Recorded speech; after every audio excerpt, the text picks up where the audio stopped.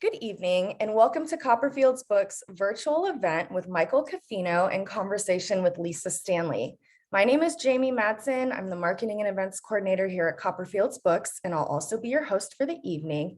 So I want to take a quick moment here and thank you all for your continued support of this events program. Your purchases make this whole thing possible. So thank you much. So now I'm really excited to introduce tonight's author, Michael Coffino. Michael is an author, ghostwriter, editor, and writing coach who has authored and co-authored 9 books since 2015. He shifted from almost 4 decades as a trial attorney and 25 years as a high school basketball coach, 2 dynamic careers he pursued in parallel. These days, he still dabbles in law with his own private investigation business, but mostly devotes himself to writing. In conversation with Michael tonight is Lisa Stanley. Lisa hosts the radio show K-Earth 101 and is joining us tonight from LA. So they are with us this evening to discuss Michael's debut work of fiction, Truth is in the House. Now let's get right into it. I'm going to hand it over to you, Michael. Why don't you get us started? All right. Well, I was actually going to, Lisa can go. She has questions for me, and then we'll just play it by ear from there. Thank you for the introduction. Pretty good introduction for a pretty good guy. He's a really good writer, actually. I will admit I didn't finish the whole book, but I got through a lot of it, and it's really, really good. So what was most impressive to me about you, Michael, full disclosure, I'm part of your family, basically, but still so impressed with what you've accomplished. Some people don't have one career in their lifetime, but as you just heard, you're on your 3rd career. So after spending 4 decades, as was just mentioned, as a trial attorney and 25 years in parallel as a basketball coach, as if that wasn't enough, you managed to get a PI license. How did you pivot to becoming a writer? How did that all go?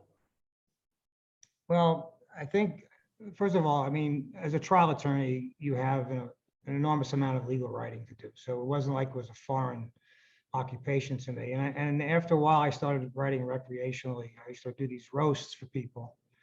But at some point, when I was getting a little bit weary from the practice of law, I began to think about a writing career. And it took me a while, frankly, to have the courage to do it. It took me a long while. I was in my mid-60s when I made that, as you say, pivot. And, you know, I had a lot of books in my head. Some remain there. And I published my first book with a co-author. And once I got into the literary market, I was really excited, and it's worked out from there. But it took me a long while, I think, once I had the itch to find the ability and just the courage to get it done. Well, as a trial lawyer, the art of storytelling is important, I imagine. Yeah. And obviously in co-writing and writing author of 9 books, which include memoirs and books about sports, there's inspiration to be found. How do you find the inspiration to write? And what are some of the most difficult aspects of being an author, as well as the rewarding parts? That's a complex question, as we say. You know, inspiration-wise, I think, like most writers, you write about what you feel and the impact you want to have. I mean, when I started writing the sports books, the motivation there was to contribute back. You know, having coached for 25 years, I wanted to leave a legacy of material that would be my contribution to that particular profession. You know, inspiration is, you know, it's a kind of an elusive term. You know, I get a lot of my ideas when I'm not writing. I get a lot of ideas when I'm hiking. I actually, you know, in the middle of the night, I'll wake up with ideas and have to get up and write them down and that sort of thing. But in terms of bigger projects, it's really about, you know, the impact you want to have. And that's kind of how I operate. In terms of rewards and difficulties, I mean, anyone who's in the writing market knows that the most difficult part of writing is what happens after the writing. Is not only getting published, but then marketing and promotion. Those are the really difficult things. And, you know, they tend to be money pits. They tend to be exhaustive. time consuming and, and really difficult and sometimes frustrating because the rewards aren't always there, particularly. What about the process of editing? I mean, that's got to be a daunting process once you've written it. Well, I was gonna add, because you asked about rewards. I actually have a different view about that. To me, the most fun part of writing is the rewriting, is the recreating, is it's sort of like it's like a sculpture, right? Or how a potter does. They're constantly working on their material to change it, to shape it, to get it to where they want to be. And even though I love the original part of writing, and of course I love getting to the finish line, the most fun to me is the editing part, the self-editing, the rewriting. The rewrite, yeah. Okay, so the book is called Truth is in the House, and it's being described as a novel inspired by actual events. So my question is, how much truth from your own house did you use to inspire you in writing this book? How much did you actually pull from your upbringing in the Bronx? And how much of the book is autobiographical? Another compound. You hit me with compound questions. Well, I can. I'm not a writer. I think in terms of, my neighborhood and my house, as you call it, probably the biggest influence was, the time and transition in the neighborhood. It was when I was in high school and in the later years after I got out of the service, the neighborhood was in transition. It was a very difficult time. There was a lot of conflict. People were afraid of the changes. The cultures which were mixing. We did a good job with it, I thought, for a while. I mean, for about 2 or 3 years, my neighborhood, Highbridge, where I grew up, was integrated. When we first moved there, it wasn't. But during this time, it was. And that was actually extremely beneficial because we were able to break down some barriers. The glue for us, and some of this is in the book, the glue where we came together was on the basketball court mostly. I mean, everyone was doing drugs, and of course we had common ground in music, which was really the voice of the times. So there's a bunch of that in the book. I think that it was a really difficult time for people because particularly older generations, our parents and their parents, they had a lot of fear because they didn't know what was happening, and it was happening fast, really fast. And so that's reflected in the book. In terms of autobiographical, there are a number of scenes in the book that are based on things that happened to me. Now, for people who haven't read the book, this won't mean anything, but for example, there are a number of scenes in Penn Station in Manhattan, and my dad worked at a newsstand in Manhattan, and there's a character in the book, his name is Pat Sullivan. He makes a number of appearances in the book, and he's kind of a sage to the father of one of the main characters, and that's based on my dad. In part because his nickname was the mayor of Penn Station because he was so gregarious and friendly and engaging with people. And I actually worked in Penn Station for a couple of years at the newsstand. So there's that.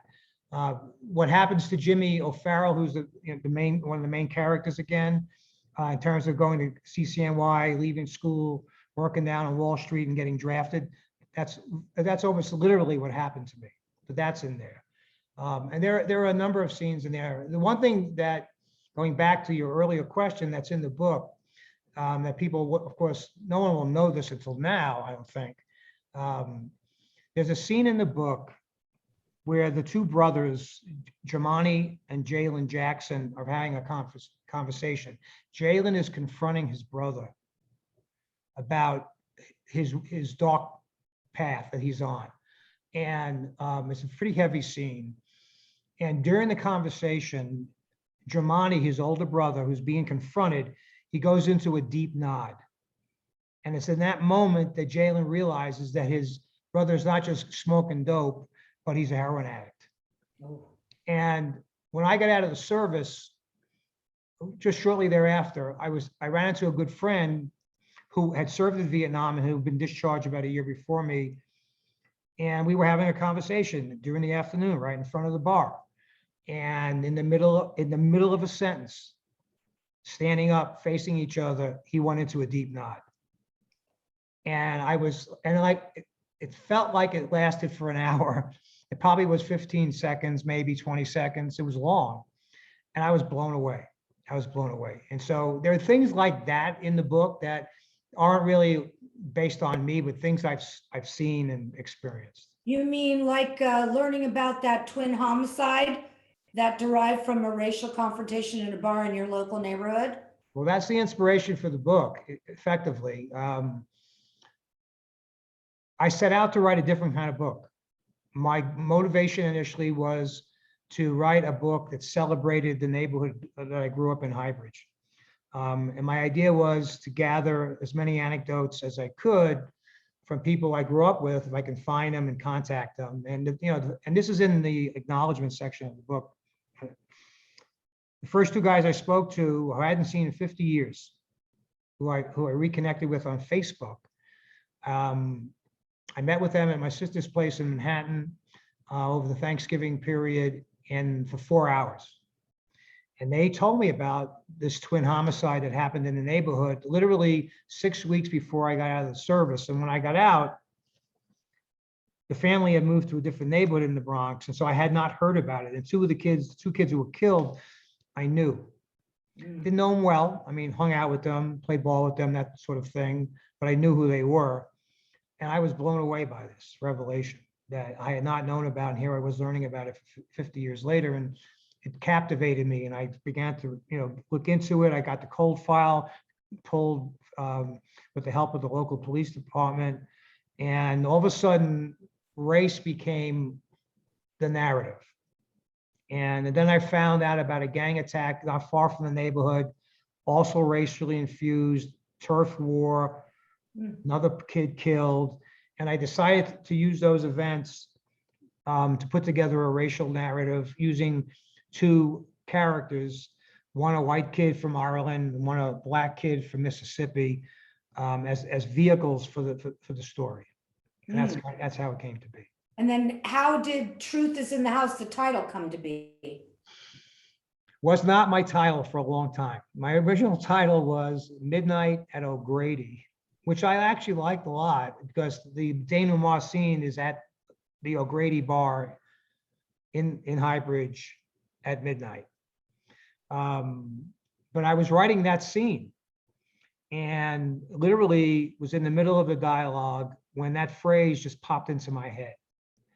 And I wrote it down in the manuscript as a sort of narrative thought. Either it could be Jaylen's thought, and I'll tie that in a second, or the narrator, me, the narrator's thought. I would let the readers figure that out. And as I looked at it on the page, I said, "Oh my God, that's the title. That's the title of this book." And the reason it became easy to select it at that point, and thankfully the publisher liked it, because maybe you don't know, but your titles that you have on your manuscripts aren't sacrosanct. They could get changed. There's a scene in the book earlier where Jimmy and Jaylen are in the naval ship USS Sanctuary, which was one of the two naval ships off the coast of Da Nang in Vietnam that served the Marines in terms of serious wounds that couldn't be served in country. And they both wind up there by not coincidence perhaps, but they do wind up next to each other. And in that scene, Jaylen goads Jimmy about how is he going to act? How's he going to show up when the race card is dealt to him back home? And Jimmy's kind of Pollyannish at this point. He thinks, "Hey, we're all good. We're all good. We're Marines. Everything's cool." And Jaylen's saying, "No, you don't get it. You're going home a war hero, a Marine. I'm going home a black guy on a burden." He said, "We're not going home to the same audiences in the same situations. You're going to get dealt the race card. Who are you going to be?" And so when that phrase came to me later, it connected back to that scene at the hospital and it seemed a natural title for the book. And you keep talking about Jaylen and Jimmy. Are those characters based on some two guys you grew up with, two guys you knew, or do you personally have a relation with them? Well, I knew a lot of Jimmy O'Farrells growing up in the Highbridge, and there's no question about it. We were an Eastern European, Irish, white neighborhood when we first moved there. There was a segment of Puerto Rican families there, but it was mostly white. And in terms of ethnicity, the Irish dominated for the most part. So I knew a lot of O'Farrells, not literally, but Irish people and kids, and hung out with them. And then when the neighborhood got integrated, I knew a lot of Jaylen Jacksons. And mostly again, that in the athletic context, people who I played ball with, people who were super athletes, came from difficult family lives, sometimes many of them without dads in the home, with really dubious futures. And so, well, the two characters in the book aren't based on any specific person. I know they're inspired by people I came across and experienced growing up there. And in your opinion, because I know you spent 25 years coaching basketball, do you think that the sports, any sport actually, but especially basketball, plays a role in dissolving racial divide? I'll put it this way, I think athletics, particularly sports that are team-based, have unique opportunities to bring people together, where I think the athletes celebrate the game, the thrill and joy and angst of competition, and have opportunities to override all the kinds of things that are outside that bubble. To some extent, it is a bubble, but I think the impact is greater than the bubble. I definitely believe, and I've written a book about this in another context, that sports provides opportunities for people to grow personally in their relationships with others. And I think that, so the answer to your question is absolutely. It's not that people don't go back to their cultures and their influences in their lives. It's not that they're changed automatically, but I think the barriers are broken a little bit. The fears that people have about each other are diffused. Do you think it's because they're more on equal ground when you're on a basketball court? Or you're I think they're connecting. Yeah, well, yes, that's true, but I think they're connecting in a different way. They're connecting, for the good of the game and for the thrill of playing. And if you watch, it's a small thing perhaps, but if you watch a basketball team or a soccer team or even a football team at the end of the game, how people get together and hug and high five and embrace, that's the kind of spirit that the game generates. And you take that with you when you leave the court or the field. It's not a fix, but it certainly advances the ball, I think, significantly. Okay, so just a few more questions. The book's got 5 chapters on the military and a Vietnam War. And as someone, you, who was in the military, would you agree that the military is capable of uniting different races as true brothers and sisters, like in combat? Again, I say they're on equal ground, equal territory. It's a pretty controversial topic. I think the operative word in your question is capable. Like sports, I think the military is uniquely situated. Their creed rises above all this stuff. It's all for one for all kind of thing in the heat of battle. And I think there in combat, it works. Your background, your intelligence, your color of your skin doesn't mean anything when you're in battle. You're there to survive, and you're there to help each other. But as a scene in the book, once you go back, to your camp, to your hooch, whatever it is, you're back to your own subcultures. And I think in recent years, what we've seen, and I'm not a politician or a social scientist, but I think what we've seen in recent years, there's been a huge surge of white supremacy in the military.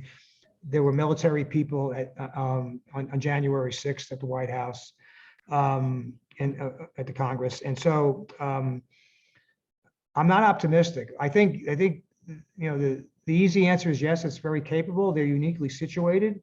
I think they were the first major institutions, if not the, to integrate. But they've got a long way to go. But they have the opportunity. They have the opportunity. Leadership is important. So, Yeah. you know, there's that. Okay, so speaking on race, was it hard to relate as a Caucasian man writing about these racial issues with one of the main characters being African American? Well, you know, that question could fill up a 3-day conference. Well, we don't have that long. Yeah, we don't have 3 days. Sum it up. But I do obviously have a viewpoint about that. I haven't written the book. Let me say a few things about that. I said, first of all, I don't purport to be the voice of any culture other than the one on which I was raised. I wouldn't dare to presume. I'm also aware of the fact that for many years, many years, people of color have been excluded from publishing, you know, much like they've been excluded from other things. And although that's changing. And that I'm also quite aware that there's been controversy of late about the question of cultural authenticity and who gets to write what. That said, you know, I think it is a dangerous, slippery slope to assume that anyone or any organization or group can legislate creative writing. You know, what does that mean? Women can't write about men, men can't write about women, brown people can't write about black people, and so on and so forth. Especially when you think about fiction, where you've got multiple characters. I mean, I have 2 characters. One is white and one is black. How do you legislate that? You know, the other thing is that at the end of the day, and what I should point out too is I spent an enormous amount of time researching and interviewing people because I was motivated to get as much authenticity as I could in every facet of my book. Yeah, there might be some factual errors here and there. You know, somebody pointed out to me, you'll appreciate this. In the first scene of the book, Jimmy's dad is having a beer and he opens the beer with a pop top. Well, in 1959, there were no pop tops. It was not till 1962, but I like the use of the pop top in that scene. So there are some, you know. So you took liberty. You just took a few liberties. I took liberty. But I think at the end of the day, in terms of the question you ask, and I had no compunction or hesitation, by the way, to write the book, it's about credibility. How credible is your story?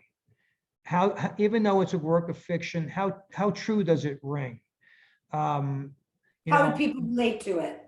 Yeah, I mean, look, you know, the American Dirt controversy in that book, you know, and I've written, by the way, I've written a blog on this subject, a satirical blog.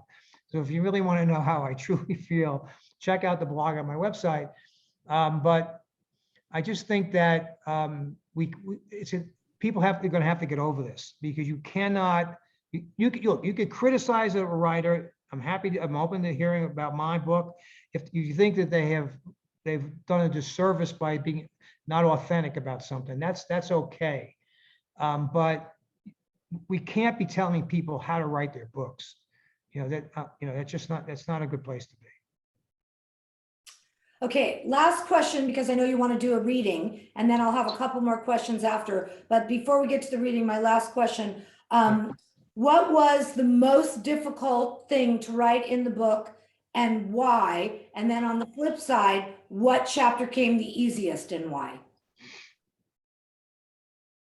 Wow. I think the most difficult thing to write in the book is a scene at a diner in Tallahassee. I have to give a little bit of context for those people who haven't read the book. Not too much, but just enough. Jaylen is attending school at Florida A&M, and he and a close friend in college go to this diner for dinner. The other guy doesn't want to go because it's a Jim Crow environment. And in that time period, there was a section in Tallahassee called Frenchtown where blacks were expected to congregate and eat and do their thing and shop and et cetera. And Jaylen's having none of that. Jaylen's having none of that. He's been through a lot. He's fed up with the nonsense. He came from Mississippi. We're going to Mama Tucker's. So they go, and there's a major scene. And I didn't have difficulty writing it from a literary standpoint. I had a difficulty getting through it emotionally because of how it goes down. It just really, this may sound odd, but even as a writer, it made me sick to write it. So that was probably the most difficult scene. The easiest one by far was there's a scene in the book called The Game. I think that might even be the name of the chapter. And the game is and this goes back to your question about sports, because remember, sports is the foundation for the Jimmy Jaylen relationship initially. Jimmy and Jaylen forge a friendship on the basketball court, and Jimmy suggests at one point that they have a neighborhood scrimmage. You bring your homies to our neighborhood, Highbridge. We'll bring a team, and we'll just play a game on a Sunday afternoon, just for the sake of having a community event. And and Jaylen's all up for that. So they set it up. It's standing room only. They have chairs and refs and the whole bit. It's outdoors in the playground. That was easy to write. And there's a racial scene in the game, which portends for something really heavy later on in the book. That was easier to write because I actually arranged that game when I was in high school. I had a good friend, my best friend in high school. He lived in a Hispanic neighborhood, and his boys all play ball. And I said, you know what? Why don't you bring a bunch of your boys, and we'll put a team out there. And we did that on one Sunday, and played a long game for a number of hours, and it was just glorious. We didn't have any altercations like in the book, but that was the easiest scene to write because it came right out of my history. Because it was in your house. It was in my house, yeah. Okay, so I know that you mentioned you wanted to do a reading. I don't know if Jamie's coming back in to set this up for you, or. Oh, I could do it. I got Okay. it. I got it. And we've got some questions I see building up here. Yeah, I thought I would read just one scene from the book, which captures some of the emotional setting. And just for people, again, for people who haven't read the book yet, this takes place in Mississippi. The Jackson family lives in a town, and this was great that I found that there actually is a town called Dublin. We got the Farrells coming from Ireland, and the Jacksons living in a town called Dublin, which is about 30 minutes outside of Clarksdale in Mississippi. And it's a nondescript day, and Jamani's, again, the older brother, Jamani's mom sends him on an errand to the general store in Dublin. And, he walks the mile into town over the dirt road because they live on the outskirts in a less glamorous area, of course. And he goes to the diner to pick up, the general store to pick up the items that his mother has consigned him. And that's the setup for this scene. When he arrives, the Dublin general store is empty, except for the checkout clerk. He pulls from the shelves the items on the short list his mom assigned him, and after he double checks the collected inventory, moves to the cashier's counter to pay. The cashier, a white woman of about 50, pays him no mind, an impasse in attention that continues, even though she seems to have nothing to do other than mindlessly hum to herself. Aware she is purposely ignoring him, Jamani imagines the voice of his dad. Be smart, son, be patient.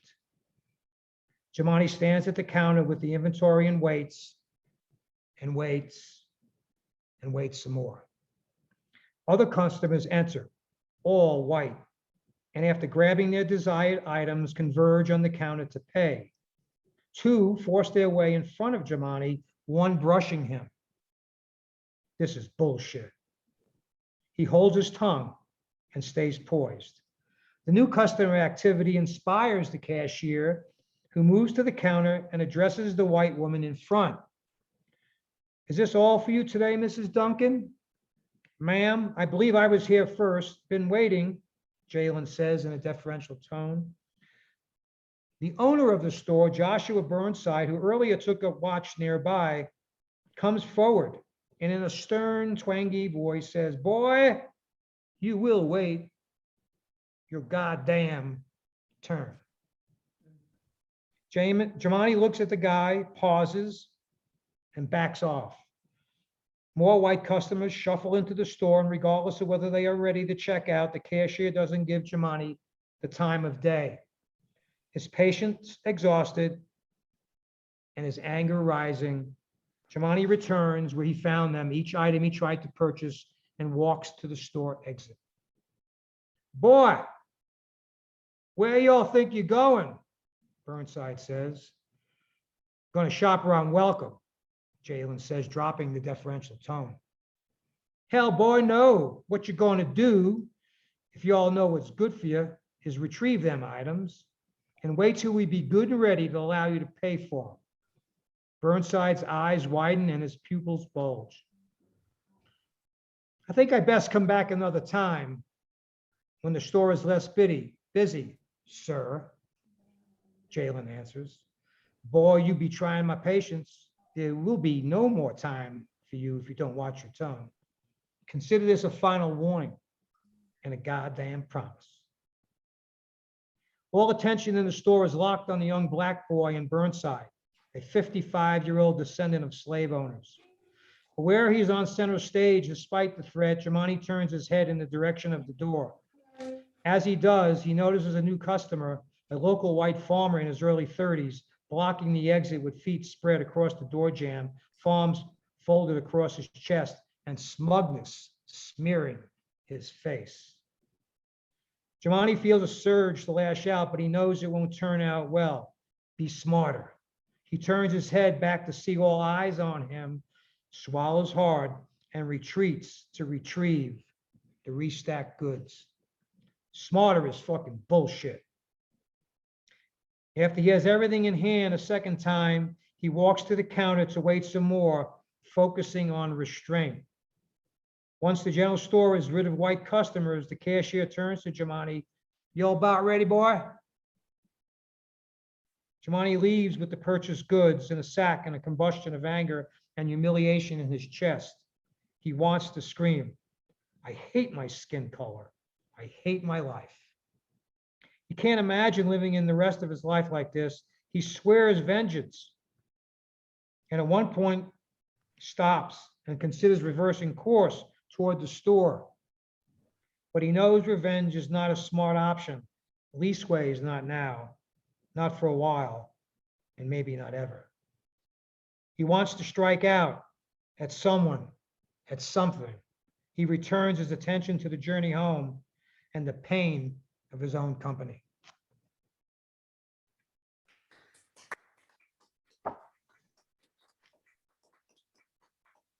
That's heavy duty. That the idea for that scene, How did you come up with that? well, the actual scene itself came to me on a hike, to be truthful. The idea for the scene itself, though, came from something I had read as part of my research. I'm not quite sure of the details, but it had to do with a young black man in the Deep South trying to get gas pumped somewhere and being forced to wait and wait and wait, even though other people were getting attention.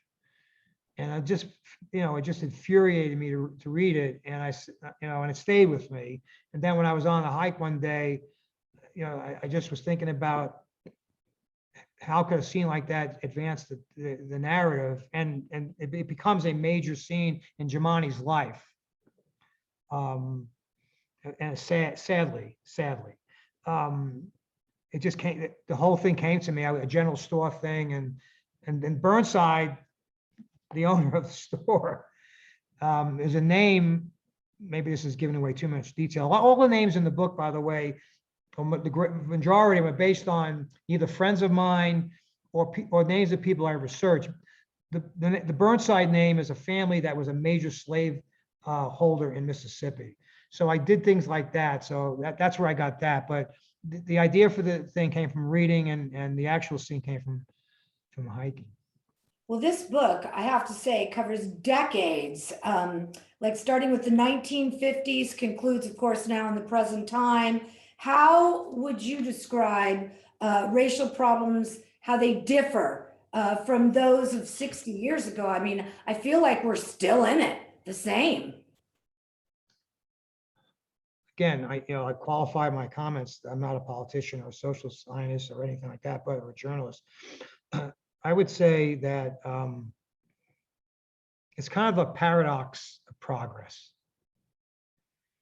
Things have changed, greater influence, great opportunities to be heard, more affluence, more jobs, more integration into different industries. There are change. We elected a Black president, but the more things have And changed. a Black vice president. Yes, and that too. But the reality is that we may be worse off than ever. I mean, a couple of things. What I would say is, if people want to know how bad things are, there are two books I would highly recommend: Caste by Isabel Wilkinson and The New Jim Crow by Michelle Alexander. Alexander's book is a total mind blow. And it tells you how things are in many ways worse than ever. If you may recall, Lisa, you might recall this, when Ronald Reagan ran for president, I think it was Reagan who's, one of his campaign slogans, or his main one might have been, "Are you better off today than you were 4 years ago?" when he was running against Jimmy Carter, I believe.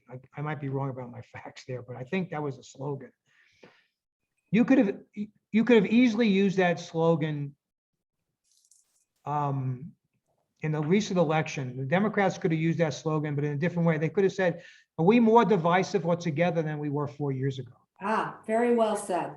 And I think there's no question that we are at the most divisive in my lifetime. And so, yeah, things have changed in increments and spots, but infrastructure, structurally, institutionally, in the legal system, I don't see it. So what do you want readers to take away from reading Truth is in the House? I think at the end of the day, and I was impacted by this myself as I got deeper and deeper into the story. It's about self-introspection. I think everyone, and people who say, "No, not me, not me," everyone has racial bias of some sort. With some, it's just, we've been exposed to certain things. We've been groomed and influenced to act certain ways and perceive things. Doesn't make us a bad person, doesn't make us malevolent, but we all have been impacted.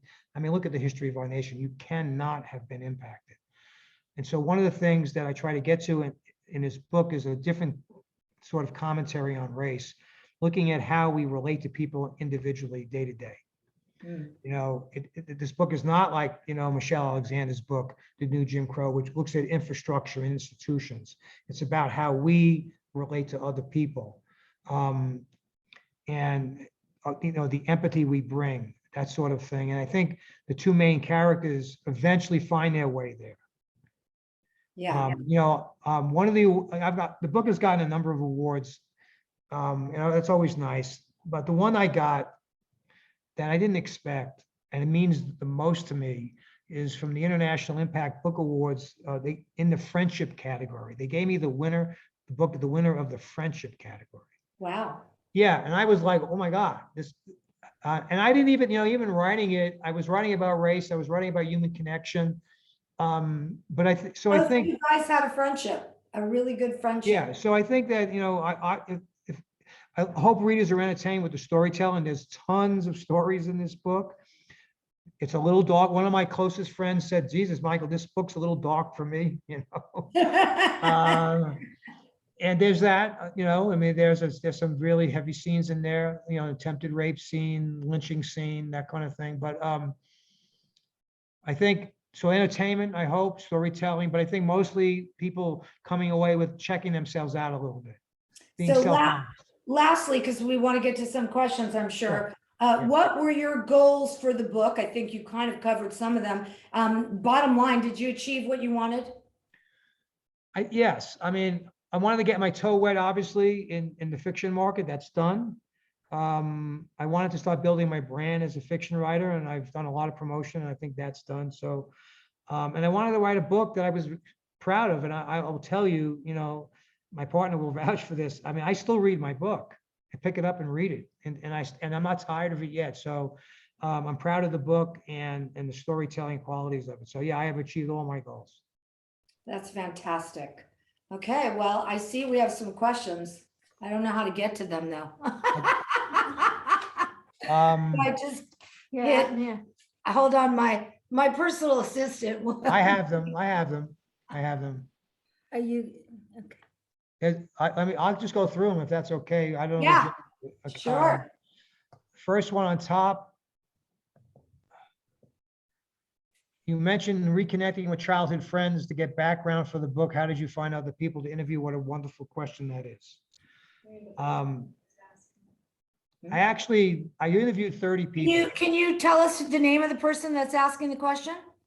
Yeah, Rhiannon O'Leary, and she's called, I know she's in Arizona. Okay, great. I interviewed 30 people. I think exactly 30 people. Only a few were friends, turns out. What I did was, if I needed to find expertise and experience in an area I was unfamiliar with, I either researched, got in touch with people I knew to refer me to others. For example, Jaylen becomes a really skillful rabbit hunter while he's still living in Mississippi, which turns out to be something that relates to what he does later. And I didn't know squat about rabbit hunting or any hunting. So I actually tracked down through a friend, someone who rabbit hunts. So I interviewed that person. There is emergency room scenes in the early part of the book. I talked to them, again, on referral. I contacted friends who knew people. I got referred to a doctor and a nurse, unrelated. As you pointed out earlier, there are several scenes in the military. I think this is another question that was asked earlier. I'll try and answer two in one now. I served in the Army, and I wanted my characters to be Marines. And I interviewed 5 or 6 Marines. I interviewed several military personnel, someone who toured with Bob Hope, a hospital nurse who served on one of the Navy ships mentioned earlier.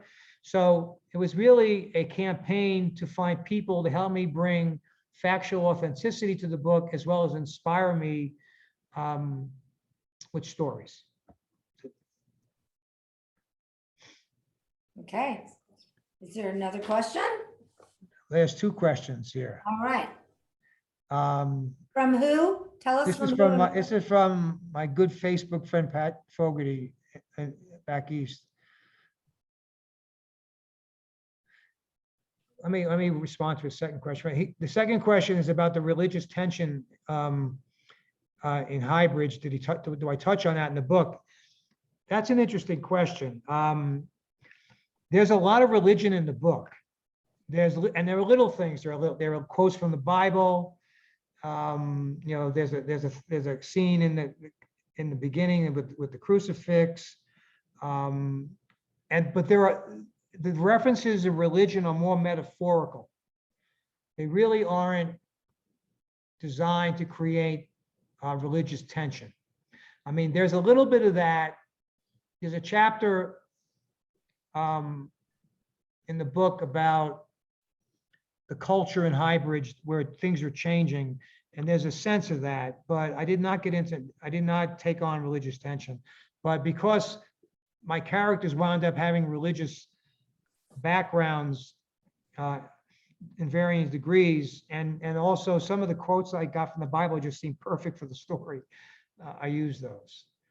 The other question Pat asked is Many who grew up in your neighborhood will recognize some of the people you wrote about as a lawyer. How does that shake out? Well, actually, no. I mean, there is nobody in that book no character in the book that's based on anybody specific. Just not. I mean, there's inspiration, right? But for example, I think Pat's probably referring to the bar scene, where real people were involved, obviously, but the characters I use in that scene are not anyone that that I know about that are real, so. Mhm. So that's not a concern of mine, if that's what he's asking.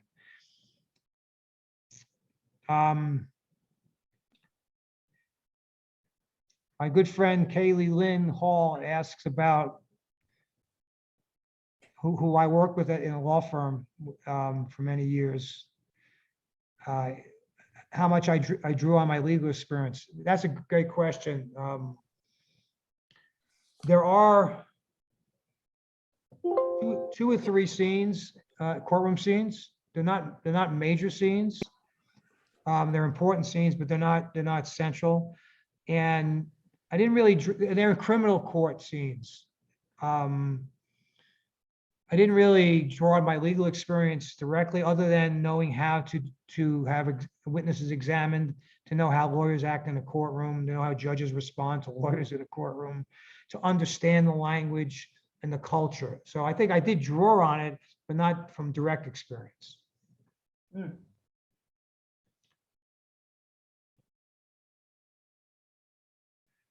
Any more? Yeah, there's some more. Another former partner of mine, Jamie Santos. Hi, Jamie. Hope you're well. What legal writing skills, if any, did you have to unlearn to pivot to fiction? That's a great question. That is a wonderful question, Jamie Santos. I'm going to go broadly for you. I'm actually having to learn a bunch of that for writing in general. Part of it is because I write memoir for people. And when you write memoir for people and you go or ghostwrite blogs or web content, you have to write in their voice. And so you can't resort and lean on old habits. And you have to, and also in fiction you're writing more metaphorically, using similes and that sort of thing. But there's also some connection in terms of legal writing, clarity, precision in your word choice. I'm not wedded to short sentences, but I think they tend to be pretty good more than long sentences generally.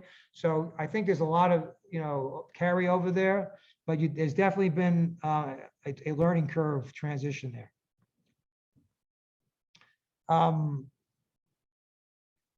Ellen Stevenson, did you accomplish what you wanted when you started out, or did your story take you in a different direction? I think I kind of answered that a little bit earlier. Yeah, you did. But there is another piece to that. And so I think the question is important, especially for writers. I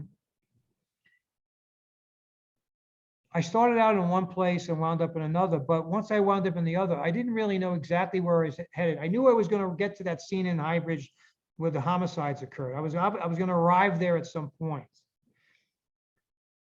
But after every chapter, I said to myself, okay, where is this supposed to go now? Where does the character go next? Stephen King has a book on writing, which is called On Writing, appropriately. And in there, and I read his book well before I wrote this book. And in it he says, I'm paraphrasing him, that his characters and his plots write themselves. And I'm saying, yeah, easy for you to say, Mr. King. But he was so spot on. One thing I've learned, and this goes to Ellen's question, is that in fiction, not to obsess about where you're headed. Just get out of your own way, let your intuitive sense take over, be organic in how you do it, and it'll work out fine. You don't have to have a complete game plan. You might have an outline, you might have a sense, but you don't want to be wedded to that. You want to just let your gut take over and go organically. And I think in this case, that's what happened. I mean, the first part of the book, for example, there were 3 parts to the book. The first part of the book is, the 2 characters kind of laying groundwork for their personal missions. That was all organic, with the exception of the gang attack. That was all organic. So yeah, I think I got on the horse and I let the horse, decide where to go.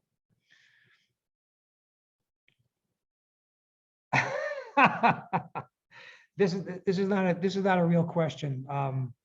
Did you work for Artie Newman at Penn Concessions on Long Island level at Penn Station? The answer is no. And Fogarty asked one more question: is the Italian book written in the 3rd person omniscient? Pretty much. And that's it.